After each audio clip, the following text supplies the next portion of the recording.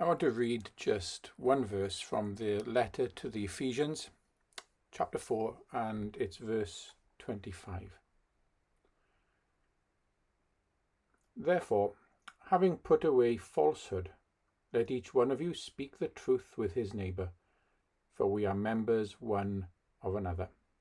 Therefore, having put away falsehood, let each one of you speak the truth with his neighbour, for we are members one of another. The context of this verse is all important, I think, to understanding what's going on here.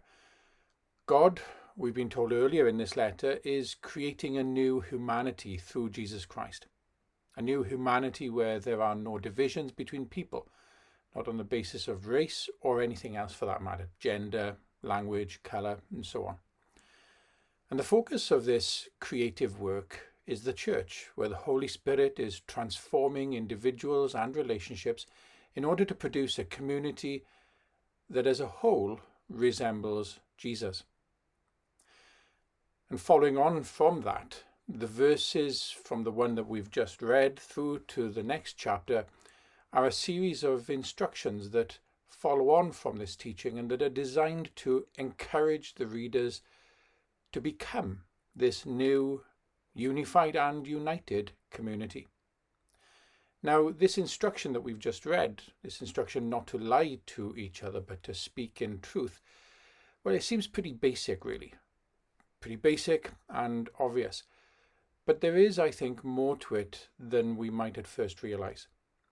The driving force behind this instruction to speak the truth is the image of the church as a body, as our verse says, for we are all members of each other. It's this image of a body that the writer is referring to here. We are, as a church, made up of people with different gifts, different abilities, different callings. And so, just as a body is made up of parts with different capacities and functions, but works as one to accomplish a person's goals, so the differences between members of the church are to the advantage of the whole as we pursue our common goal. And so I want to take a look at the kind of relationships being encouraged by this verse. And the thing I want to highlight about them, or the first thing I want to highlight about them, is that these relationships are not competitive. Competitiveness can take many forms. We can be openly competitive or secretly competitive.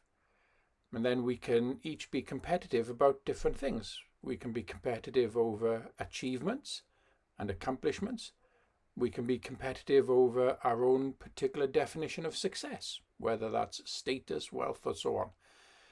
We can be competitive in conversation or in action. We can compete with others over how we look or how we think. We can compete with others for attention or in how attentive we are to others. We can compete over resources or over how we distribute resources. There actually is no limit to the possibilities for competition that exist within any community. And in fact, these are commonly exploited by employers who want to harness this potential among their workforce for competitiveness in order to drive up productivity and profits. But where there is competition, there is also a very real danger that the truth will be compromised.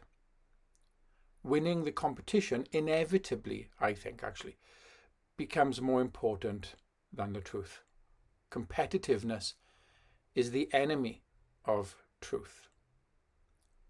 But this may happen in very subtle ways that are even difficult for us who are being competitive to detect. For example, when our competitiveness is driven by a fear that unless I'm successful, more useful, more intelligent, better looking than others, then I don't deserve to be loved, then the truth is automatically relegated below this drive to avoid the threat of rejection, to avoid the threat of not being loved. then other people will often be seen as obstacles to our acceptance, or as instruments even to be used by us in order for us to achieve the acceptance that we need. Now, you may think that I'm being a bit cynical here in saying that our commitment to the truth will be compromised when it comes up against this drive for acceptance, for approval, for belonging, or even for admiration. But trust me, I'm not. We need to be realistic with ourselves about this. These needs were implanted into our personalities at a very young age, and they have been repeatedly reinforced since then. And this means that whenever these needs are threatened, we experience intense anxiety.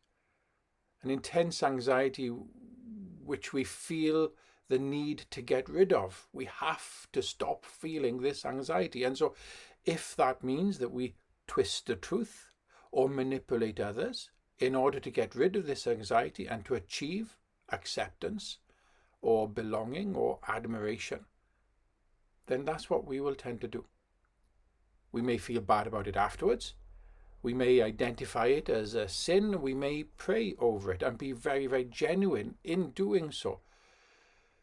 But over time, if we pay attention to ourselves, then we will notice a pattern of behavior where we interact with others on a less than truthful way in order to avoid this anxiety that I've been talking about. These anxieties, these drivers, have been with us for a very long time, and they've become habitual.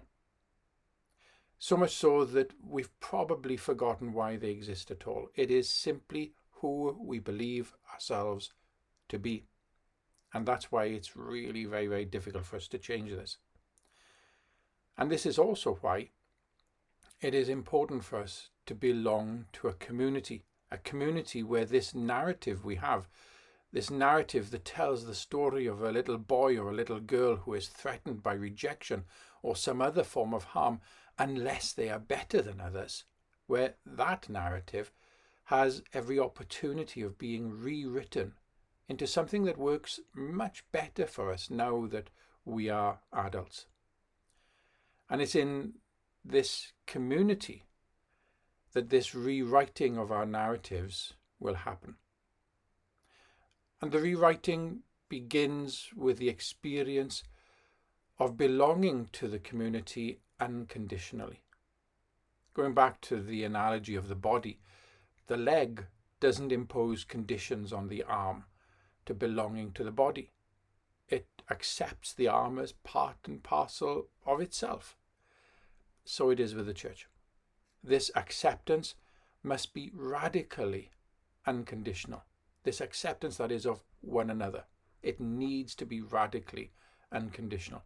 And this is really one of the primary tasks of the church, as we've been told, to forgive as we have been forgiven, and to love as we have been loved. That is, to forgive radically and to love unconditionally.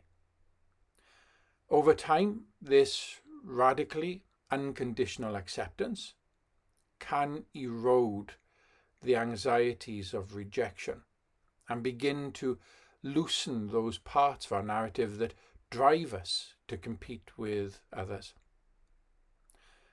And the second thing that I want to highlight about the relationships portrayed by this verse is that they are full of trust. I've just said that unconditional acceptance within the community of the church is important to eliminate the anxieties that make us less than truthful with each other. But acceptance alone isn't enough. There needs also to be a relationship of trust. Trust and truthfulness are, of course, closely related.